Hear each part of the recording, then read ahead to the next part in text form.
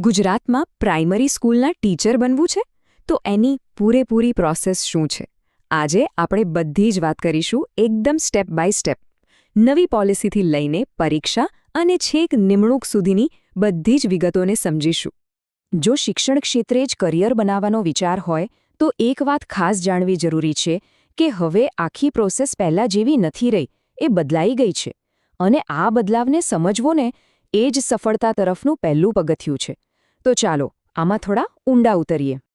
આપણી આ સફરમાં 5 મુખ્ય પડાવ આવશે. પહેલાં તો આપણે એજ્યુકેશનનું નવું સ્ટ્રક્ચર કેવું છે એ સમજીશું. પછી ટીચર બનવા માટેની પહેલી અને સૌથી અગત્યની પરીક્ષા એટલે કે TET-1 વિશે જાણીશું. એ પછી એપ્લિકેશનથી લઈને અપોઇન્ટમેન્ટ સુધીની આખી જર્ની જોઈશું. અને છેલ્લે એવા ખાસ મુદ્દાઓ પર નજર કરીશું જે જાણવા જ જોઈએ. કોઈ પણ પ્રોસેસને સમજવી હોય ને તો એની પાછળનું મોટું ચિત્ર સમજવું પડે. અને આ આખી વાતની શરૂઆત થાય છે નેશનલ એજ્યુકેશન પોલિસી 2020થી, જેણે આખા એજ્યુકેશન સિસ્ટમને એક નવો જ લુક આપ્યો છે. હા, તો આ નેશનલ એજ્યુકેશન પોલિસી 2020, જેણે 1986ની જૂની પોલિસીની જગ્યા લીધી છે, એનો મુખ્ય હેતુ એજ્યુકેશનને વધુ પ્રેક્ટિકલ, ફ્લેક્સિબલ અને ઓલરાઉન્ડર બનાવવાનો છે.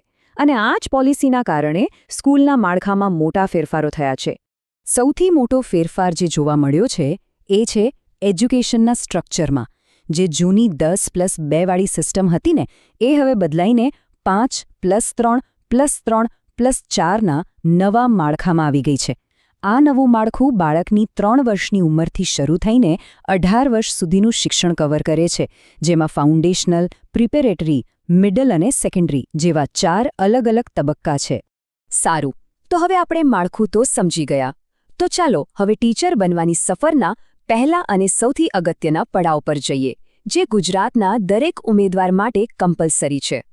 આ પહેલી કસોટી છે ટીચર એલિજિબિલિટી ટેસ્ટ, એટલે કે TET-1. આ એક એવી ફરજિયાત પરીક્ષા છે જે નક્કી કરે છે કે ધોરણ 1થી 5ના શિક્ષક બનવા માટે ઉમેદવાર લાયક છે કે નહીં. સાદી ભાષામાં કહીએ તો આ પરીક્ષા પાસ કર્યા વગર પ્રાથમિક શાળામાં શિક્ષક બનવાનો દરવાજો ખુલે જ નહીં. આ વાત પર ખાસ ધ્યાન આપજો. TET-1 પાસ કરવી એ કોઈ ઓપ્શન નથી, પણ ગુજરાતની પ્રાઇમરી સ્કૂલમાં ટીચરની ભરતી માટે વિચારણામાં લેવા માટેનું પહેલું અને ફરજિયાત પગથિયું છે. આના વગર આગળ વધી જ ન શકાય. તો સવાલ એ થાય કે આ TET-1 પરીક્ષા શું છે? કોણ આ પરીક્ષા આપી શકે? અને પરીક્ષામાં શું પૂછાય છે? ચાલો હવે આ બધા સવાલોના જવાબ એકદમ વિગતવાર જાણીએ. જુઓ, ઓફિશિયલ નોટિફિકેશન પ્રમાણે TET-1 માટેની લાયકાત એકદમ સ્પષ્ટ છે. ઉમેદવારે હાયર સેકન્ડરી એટલે કે HSC પાસ કરેલું હોવું જોઈએ.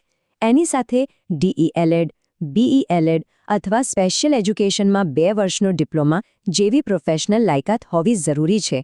અને હા, એક ખાસ વાત એ છે કે જે લોકો આ કોર્સના છેલ્લા વર્ષમાં છે એ પણ એપ્લાય કરી શકે છે.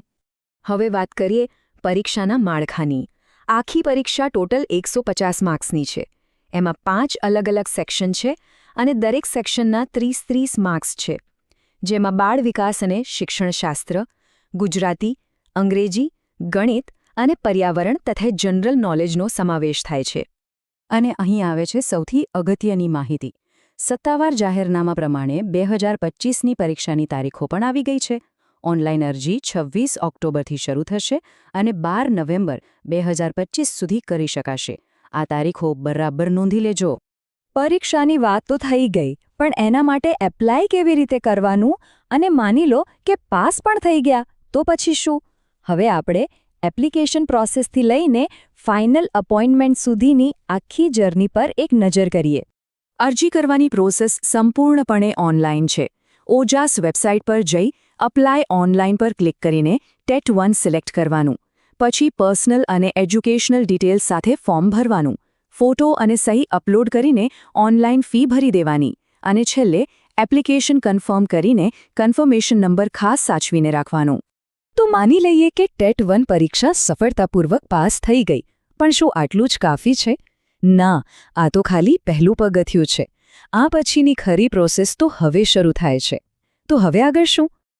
અહીં એન્ટ્રી થાય છે જ્ઞાન સહાયક યોજનાની. આ ગુજરાત સરકારની એક સ્કીમ છે જે અંતર્ગત સ્કૂલોમાં ટીચર્સની જરૂરિયાત પૂરી કરવા માટે ટેટ પાસ કરેલા ઉમેદવારોની કરાર આધારિત એટલે કે કોન્ટ્રાક્ટ બેઝ પર ભરતી કરવામાં આવે છે. અત્યારના સમયમાં નિમણૂક માટેનો આ જ મુખ્ય રસ્તો છે.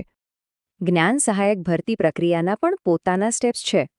ટેટ પાસ કર્યા પછી આ સ્કીમ માટે ઓનલાઈન અપ્લાય કરવાનો હોય છે. એ પછી એકેડેમિક સ્કોરના આધારે જિલ્લા પ્રમાણે એક પ્રોવિઝનલ મેરિટ લિસ્ટ બહાર પડે છે.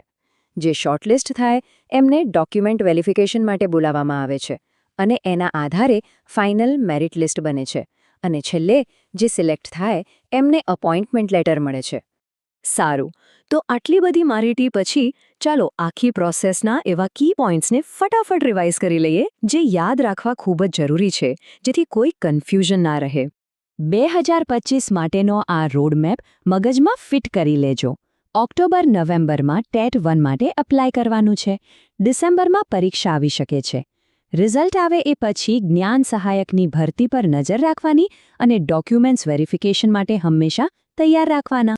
અને છેલ્લે આ રહ્યું એક ફાઇનલ ચેકલિસ્ટ. પહેલાં તો પાક્કું કરી લો કે ટેટ 1 માટે લાયકાત ધરાવો છો કે નહીં. બધી જરૂરી માર્કશીટ અને સર્ટિફિકેટ ભેગા કરી લો. છેલ્લી તારીખ પહેલાં અરજી કરી દેજો. 5 સેક્શનના સિલેબસ પ્રમાણે તૈયારી કરો. અને હા, કોઈપણ અપડેટ માટે એસઈબી એક્ઝામ અને ઓજેઆસ વેબસાઇટ રેગ્યુલરલી ચેક કરતા રહેજો.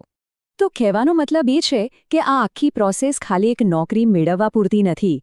જે રીતે નવી એજ્યુકેશન પોલિસી આવી છે, ભરતીની રીત બદલાઈ છે, ત્યારે એક મોટો સવાલ એ પણ છે કે શિક્ષણની આ જે નવી દિશા છે એ આવનારા સમયમાં ગુજરાતનું ભવિષ્ય કેવી રીતે ઘડશે.